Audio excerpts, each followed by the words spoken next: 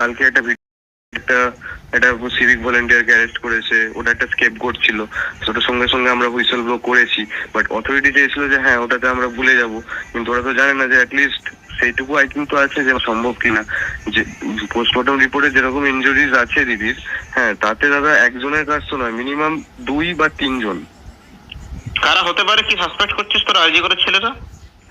আমরা দাদা সাসপেক্ট করছি এটা ইন্টার্নের কাজ, ঠিক আছে। এবং যে ইন্টার্ন তার যথেষ্ট পলিটিক্যাল ব্যাকগ্রাউন্ড আছে, তার ফ্যামিলি মেম্বারও যথেষ্ট উচ্চ পদস্থ, ঠিক আছে। নাম নিতে পারবো না কারণ আমারই সমস্যা হয়ে যাবে, বাট না নাম নিতে হবে না, একদম নাম নিতে হবে না।